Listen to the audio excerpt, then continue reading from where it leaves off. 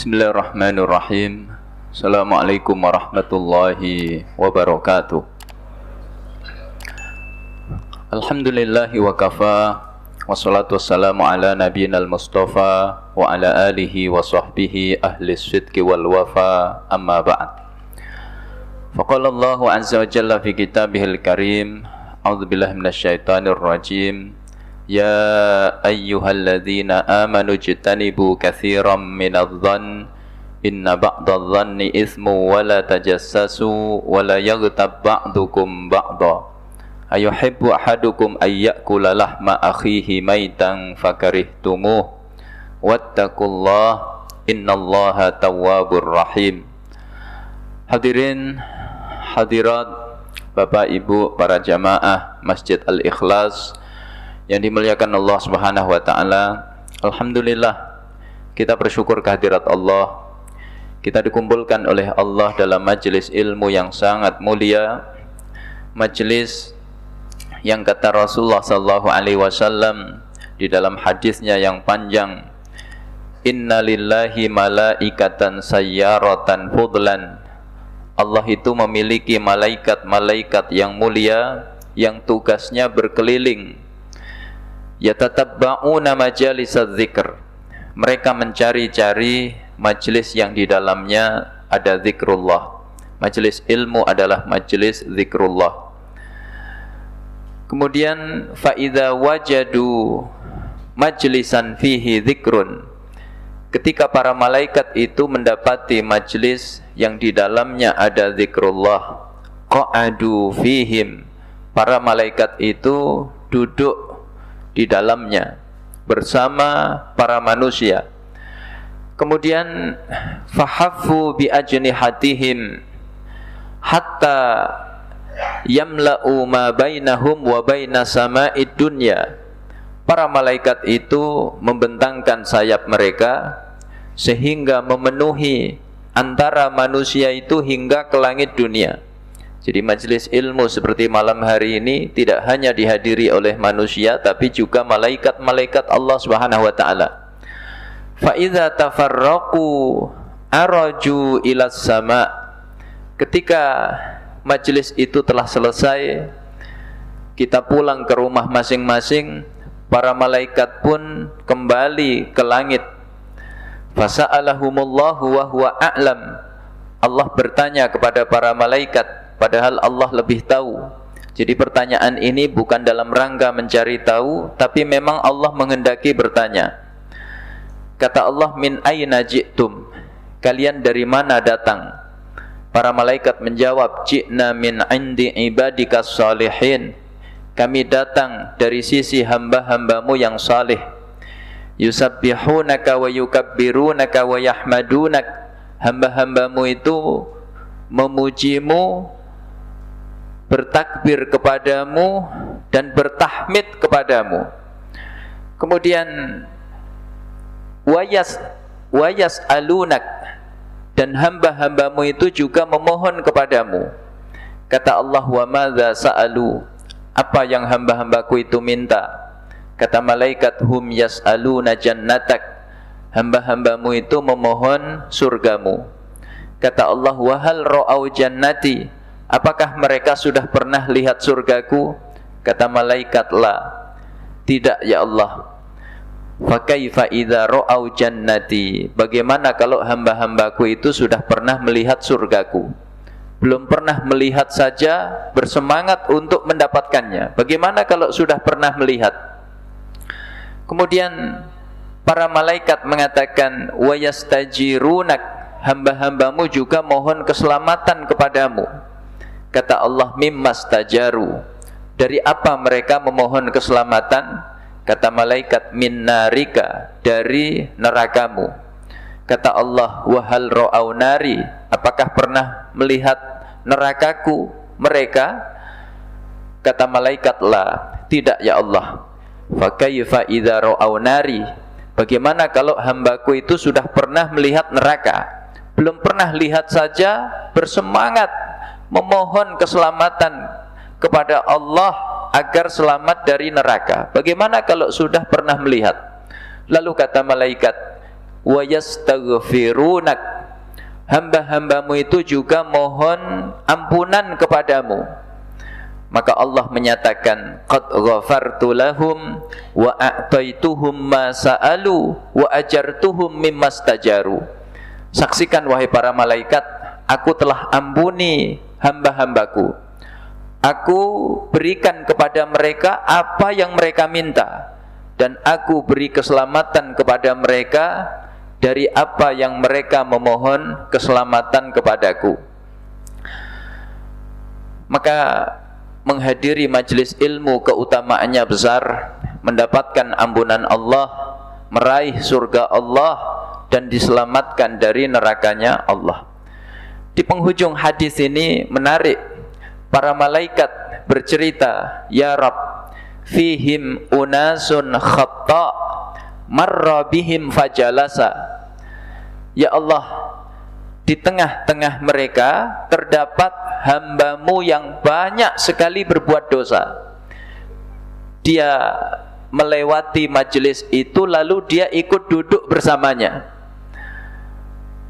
Maka Allah mengatakan, walahu ghafartu, kepada hamba yang seperti itu aku pun berikan ampunan yang sama. Hum qaumun la yashqa bihim jalisuhum. Mereka itu adalah kaum yang siapapun yang duduk bersama mereka tidak akan pernah celaka. Maka ada kisah menarik ketika Syekh Ibnu Utsaimin menyampaikan nasihat di majelis ilmu beliau. Maka ada orang yang duduk di sana, nampak dari wajahnya itu tidak faham. Jadi orang itu faham atau tidak itu nampak dari wajahnya. Ini yang hadir auranya faham semua, Pak. Jadi kalau nggak faham kelihatan. Maka Syekh bertanya, fahimta, kamu faham? Orang itu geleng-geleng. La ya Syekh, tidak. Terus apa gunanya kamu duduk di sini kalau nggak faham? Maka dia menjawab dengan penghujung hadis tadi. Hum qaumun la yashqa bihim jalisuhum. Mereka adalah kaum yang siapapun duduk bersama mereka tidak akan pernah rugi, tidak akan pernah celaka. Jadi faham tidak faham nomor 2, yang penting hadir. Ya. Ini mulianya majelis ilmu. Makanya hendaknya kita menyabarkan diri di dalam menghadirinya.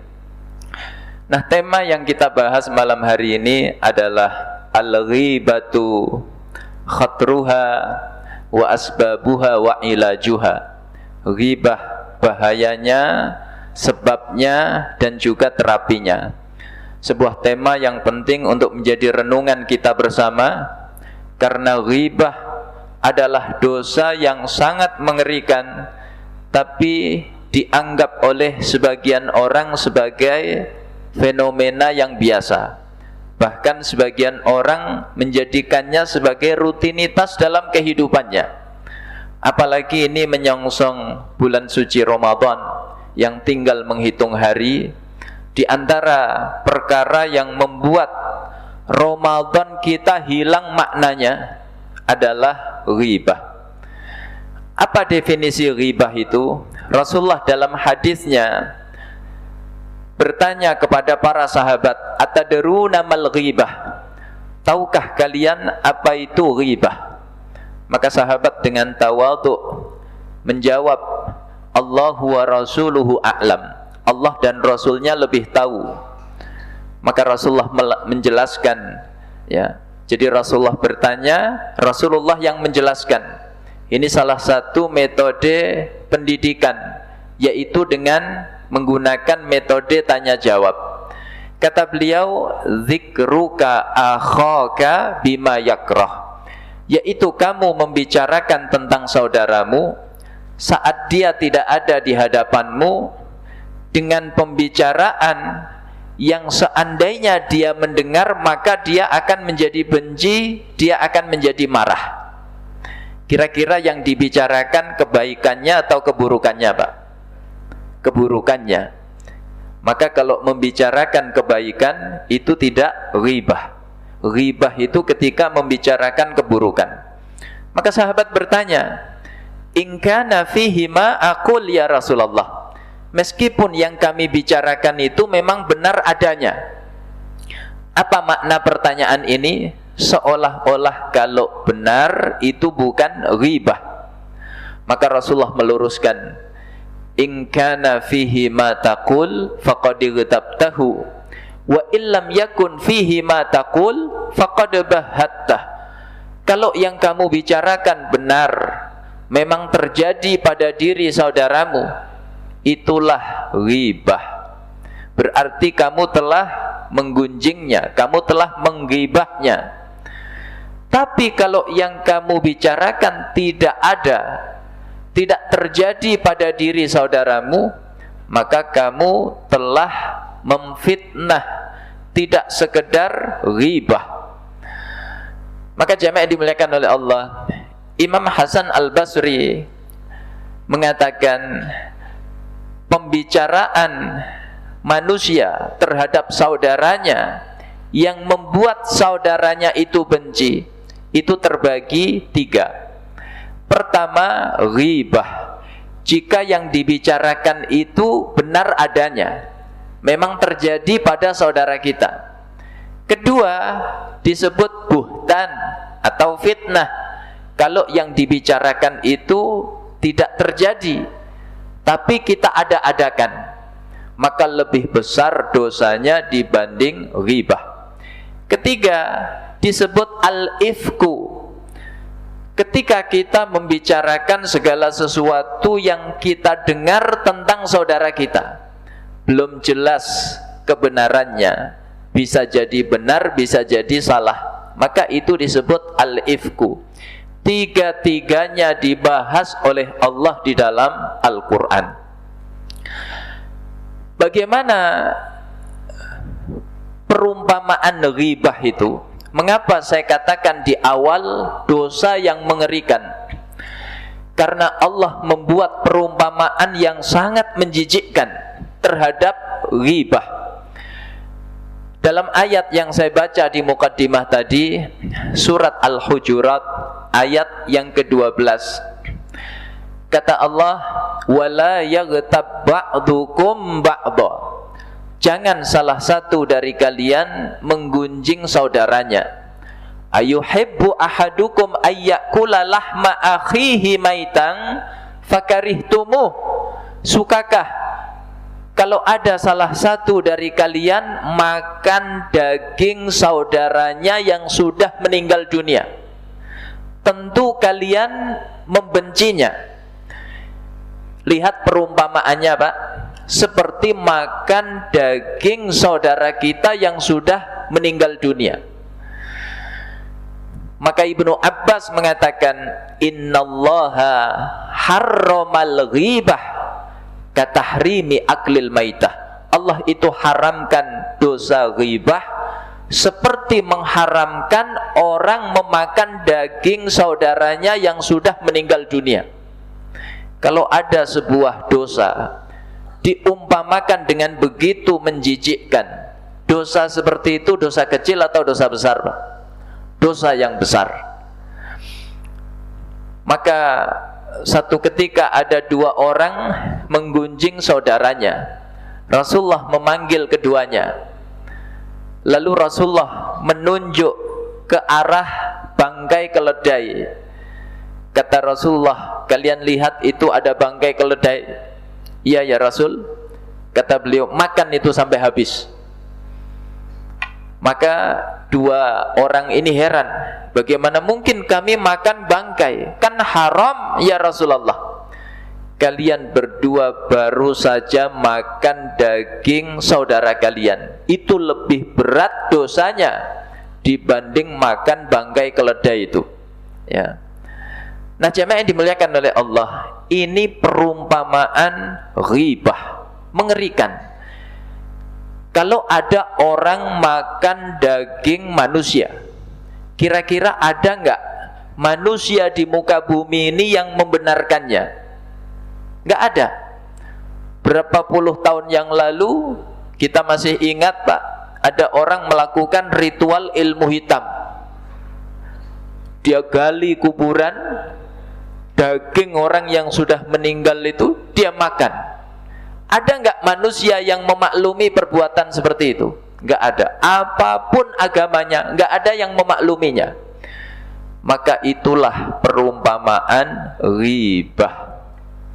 Nah, jamaah yang dimuliakan oleh Allah, ghibah itu sarananya banyak.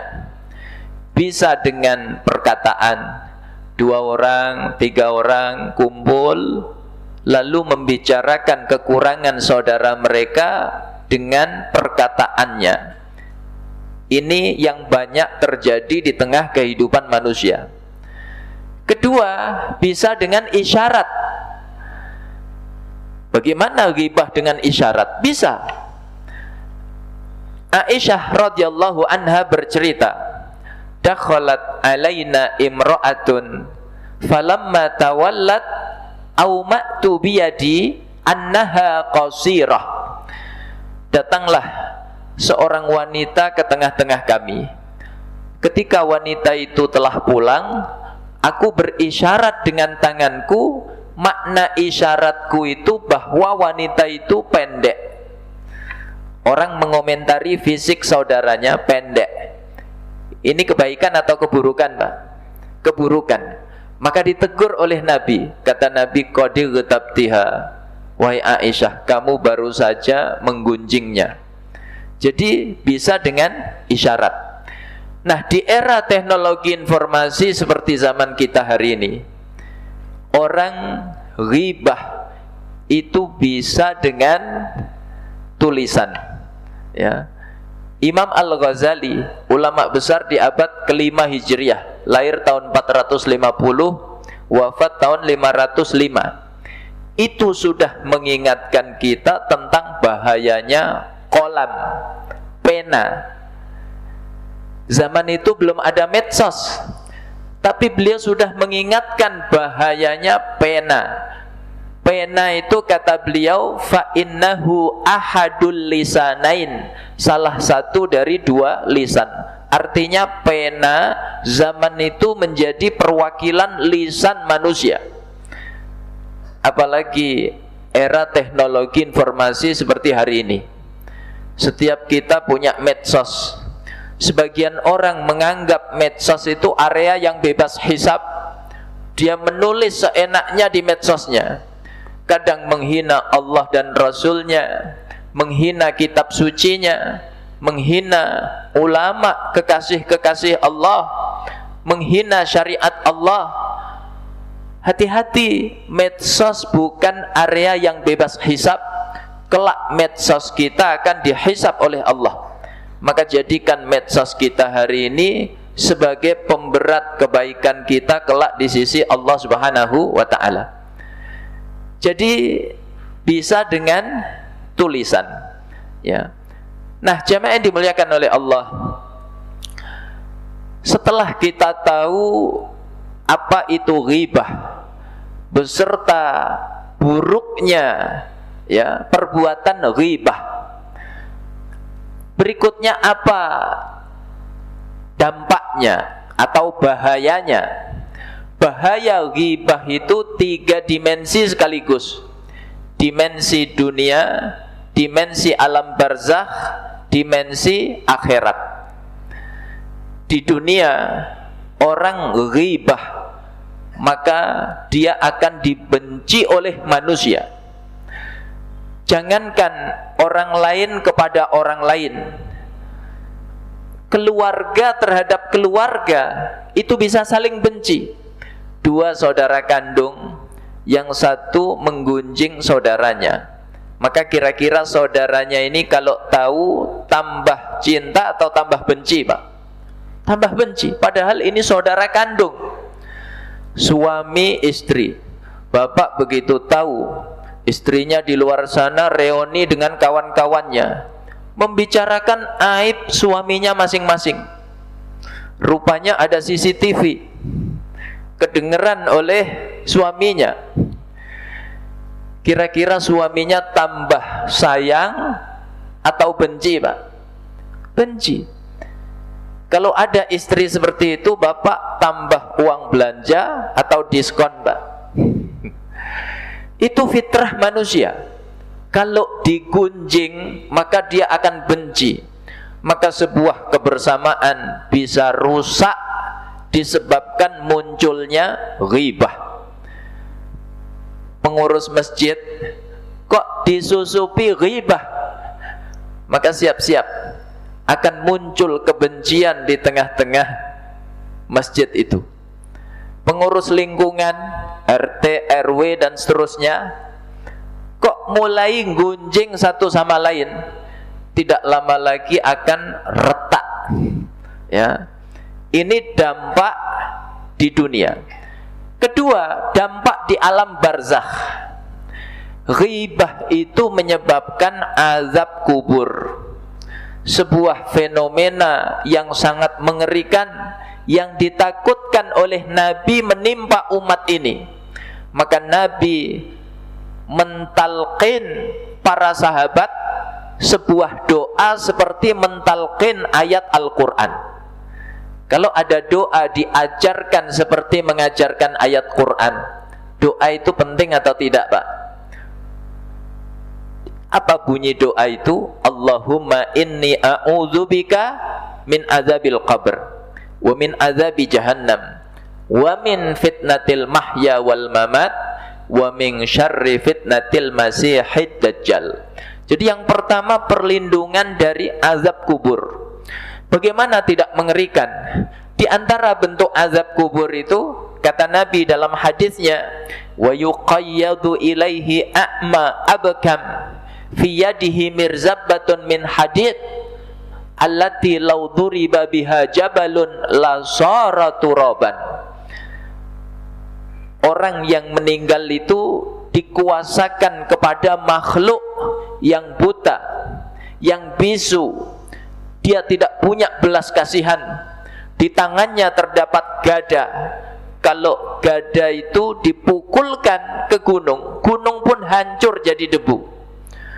Fayadribuhu darbatan hatta yasma'aha ma bainal masyriq wal maghrib ghairu thaqalain. Maka dipukul dia dengan gada itu, suara pukulan itu terdengar dari ujung timur hingga ujung barat, didengar oleh seluruh makhluk Allah kecuali dua, kecuali manusia dan jin. Maka apa yang menyebabkan manusia terkena fenomena yang begitu mengerikan, azab kubur? Di antaranya ghibah. Dalam hadis disebutkan, marra Rasulullah sallallahu alaihi wasallam biqabraini. Rasulullah melewati dua kuburan. Faqala, maka Rasulullah berkata, innahuma la yu'azzabani. Keduanya sedang diazab oleh Allah. Wa ma yu'azzabani fi kabir. Tidaklah keduanya diazab disebabkan perkara yang berat yang jarang mereka tunaikan dalam kehidupan mereka. Tapi keduanya ini diazab oleh Allah disebabkan perkara yang sudah menjadi rutinitas kehidupan mereka. Pertama, amma ahaduhuma fakana la yastatiru minal baul. Yang satu diazab itu disebabkan tidak beres urusan bersuci dari air kencingnya. Maka hati-hati kalau kita buang air, ya, setelah itu istinja yang bersih. Karena kalau tidak bisa menyebabkan azab kubur. Syarat sahnya sholat kita itu suci badan, suci pakaian, suci tempat sholat kita dari najis. Kalau ada najis, sah atau tidak, Pak? Tidak sah. Maka ancamannya azab kubur. Kedua, kata Nabi, wa ammal akharu fakana yamshi bin namimah. Yang satu lagi kenapa diazab? Karena dia gemar namimah, mengadu domba, provokasi. Maka ini penting untuk menjadi renungan kita bersama, apalagi di tahun politik seperti sekarang. Kalau kita buka medsos hari ini, itu hawanya adem atau panas, Pak? provokasi, ya, nyebar di mana-mana, hoax nyebar di mana-mana. Banyak orang hobinya motong video lalu diberi narasi yang menyesatkan. Videonya nggak salah, tapi narasinya menyesatkan. Hati-hati, itu nanti menyebabkan azab kubur. Nah, apa hubungannya dengan ghibah? Ya, orang yang melakukan namimah itu pasti didahului ghibah. Makanya ancamannya adalah azab kubur. Ketiga, dimensi akhirat. Bagaimana bahaya ghibah di akhirat? Pertama, membuat kita menjadi manusia-manusia yang bangkrut di hari kiamat. Ini banyak wajah-wajah pengusaha bangkrut saat bisnis. Itu mengerikan atau tidak, Pak? Mengerikan. Begitu orang jatuh bangkrut, maka lihat aset-asetnya disita.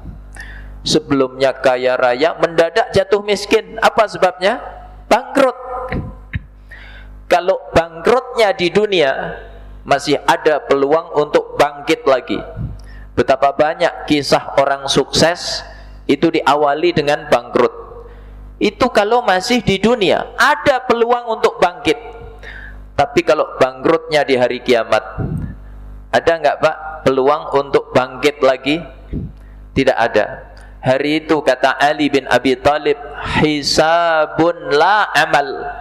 Tinggal hisab, tidak ada kesempatan lagi untuk beramal.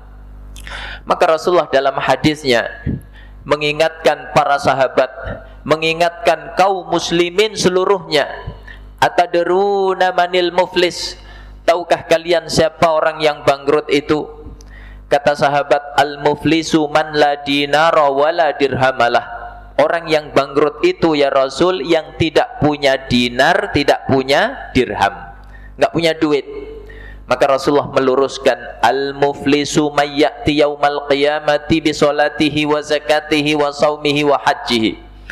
Orang yang bangkrut adalah orang yang nanti datang di hari kiamat dengan segudang pahalanya.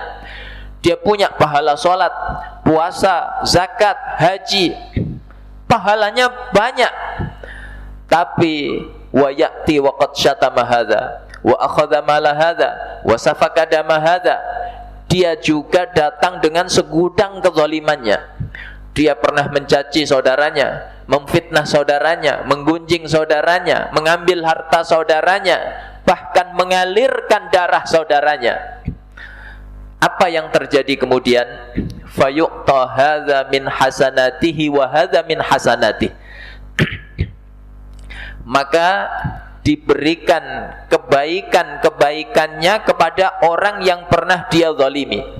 Pahala sholatnya diambil, pahala puasanya diambil, zakatnya diambil, hajinya diambil. Begitu pahalanya habis, kata Nabi, fa idza faniyat hasanatuhu qabla ayyuqda ma alaih. Kalau pahalanya habis sebelum kezalimannya terbayarkan, apa yang terjadi kemudian? Ukhizat khatayahum wa turihat alaih. Dosa-dosa orang yang dia zalimi diambil oleh Allah, lalu diberikan kepada dia yang menzalimi. Maka jadilah orang yang bangkrut. Pahalanya habis, tidak cukup untuk membayar dosa-dosanya. Bahkan dosa orang yang dizalimi ditimpakan kepadanya. Ya. Ini bahaya di akhirat yang pertama. Bahaya di akhirat yang kedua, orang yang di dunia ghibah, maka di akhirat dia akan menyiksa dirinya sendiri. Sebagaimana di dunia dia menyiksa orang lain dengan ghibahnya.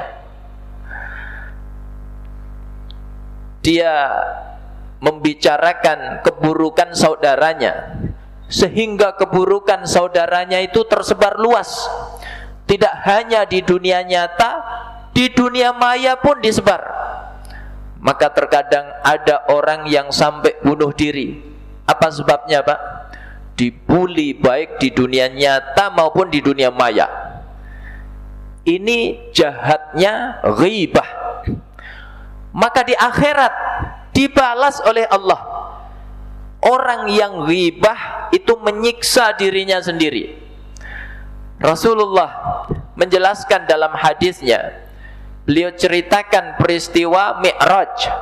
Lamma urijabi ra'aitun nasa lahum adfarun min nuhas yakhmishuna wujuhahum wa sudurahum. Pada saat aku dimi'rajkan oleh Allah, aku melihat sekelompok manusia memiliki kuku yang panjang yang terbuat dari tembaga. Lalu mereka mencakar wajah dan dada mereka dengan kuku-kuku mereka. Fasa'altu Jibril man haula, maka aku bertanya kepada Jibril, siapa mereka itu wahai Jibril? Maka Jibril menjawab, haula illadzina ya'kuluna luhuman nas wa waqa'u fi a'radihim.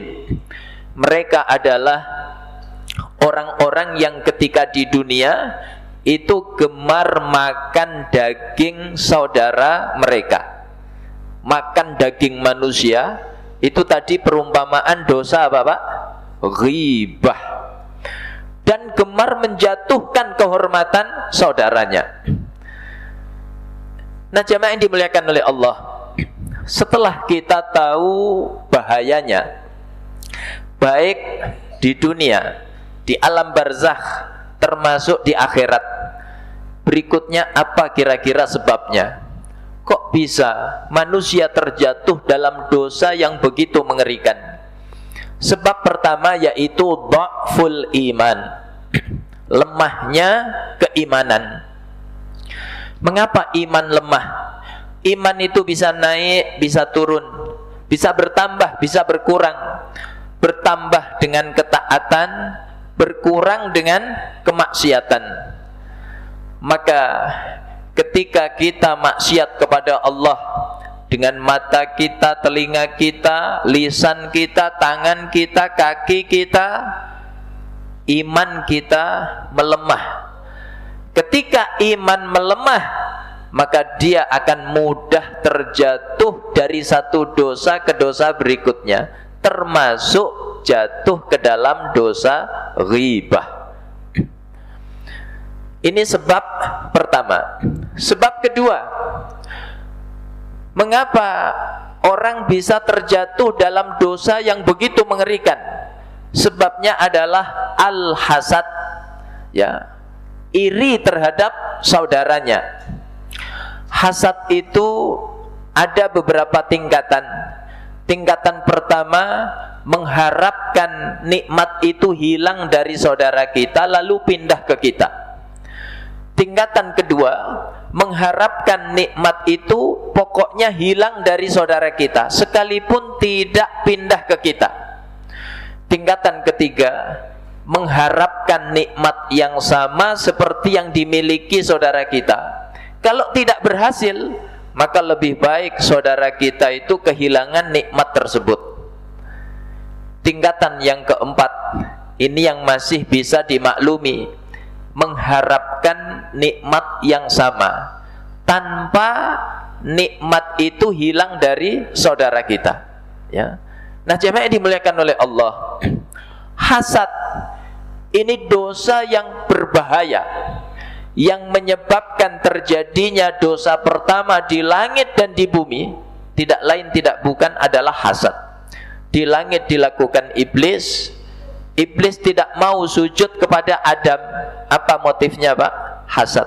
Di bumi dilakukan oleh salah satu putranya Adam. Qabil membunuh saudaranya. Ini motifnya lagi-lagi hasad. Makanya Allah sejajarkan hasad itu dengan segala bentuk kejahatan.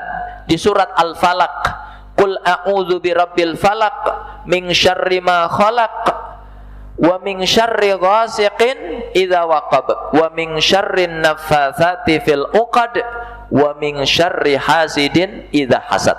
Allah sejajarkan dengan kejahatan makhluk, kejahatan malam ketika gelap gulita, kejahatan tukang sihir ketika meniup bukul sihirnya. Mengapa demikian? Karena orang yang hasad bisa melakukan segala bentuk kejahatan. Dia bisa ghibah saudaranya, dia bisa fitnah saudaranya, dia bisa ambil harta saudaranya, bahkan dia bisa mengalirkan darah saudaranya. Keempat, ketiga, sebab orang terjatuh dalam ghibah, yaitu hubbud dunya. Hatinya dijangkiti cinta kepada dunia. Maka rata-rata orang ghibah itu yang dibahas dunia atau akhirat, Pak. Dunia, ya. Yang bangun rumah tetangganya, yang cari tukang tetangganya, yang beli material tetangganya, yang cari arsitek tetangganya, yang capek tetangganya. Loh, kok yang kepanasan dia? Apa sebabnya? Hubbud dunya. Sebab yang keempat yaitu al-faragh. Kebanyakan nganggur, nggak punya kerjaan. Orang bisa ngerumpi, gunjing dari pagi sampai zuhur. Itu karena dia orang sibuk atau nggak ada kerjaan, Mbak? Nggak ada kerjaan. Maka setelah kita tahu sebabnya, terakhir terapinya. Sebabnya 4, terapinya juga 4. Pertama, taqwiyatul iman, menguatkan keimanan. Gimana caranya? Di antaranya banyak menghadiri majelis ilmu, sehingga kita tahu, oh, ghibah itu berbahaya, mengerikan dampaknya. Maka iman kita menjadi kuat sehingga kita terhindar dari ghibah. Kedua, jamaah yang dimuliakan oleh Allah, yaitu dengan ar-ridho, ridho terhadap apa yang Allah karuniakan kepada kita. Apa yang Allah berikan kepada kita, itulah yang terbaik untuk kita. Keyakinan seperti ini harus tertanam di hati kita, maka kita akan selamat dari ghibah, ya. Orang ketika ridho, itulah karakter penduduk surga. Maka Rasulullah ketika mengatakan sebentar lagi akan muncul pemuda calon penghuni surga, begitu dianalisa oleh Abdullah bin Amr bin As, rupanya sebabnya bukan ibadah zahir, ibadah fisik, tapi ibadah hati. Di antaranya apa? Ridho. Dia mengatakan, tidaklah aku tidur di waktu malam kecuali aku sudah mendoakan saudaraku. Kalau diberi kenikmatan oleh Allah, aku doakan semoga berkah. Itu tetangga bangun rumah 3 lantai, semoga berkah. Itu tetangga mobilnya baru, semoga berkah. Dan kalau ada yang diuji dengan kesulitan, maka aku berdoa semoga kesulitannya diangkat oleh Allah. Yang ketiga, yaitu hubbul akhirah, mencintai akhirat, orientasinya akhirat, cita-cita terbesarnya akhirat, ya. Maka orang kalau seperti itu, insya Allah selamat dari ghibah. Dan yang terakhir, yang keempat, yaitu mengisi hari-hari kita dengan amal saleh. Maka Al-Quran memberi isyarat, فَإِذَا فَرَغْتَ فَانْصَبْ. Kalau kamu selesai melakukan satu kebaikan, kerjakanlah kebaikan berikutnya, sehingga tidak ada waktu nganggur dalam kehidupan kita. Maka insya Allah selamat dari ghibah. Ini barangkali yang dapat saya sampaikan. Kalau ada yang benar semata-mata dari Allah, kalau ada yang salah ini kekhilafan saya mohon maaf yang sebesar-besarnya. Mudah-mudahan Allah membimbing lisan kita agar selamat dari perbuatan ghibah. Amin ya rabbal alamin. Aqulu qouli hadza wa sallallahu ala nabiyyina Muhammad wa ala alihi wa sahbihi wa sallam walhamdulillahi rabbil alamin. Assalamualaikum warahmatullahi wabarakatuh.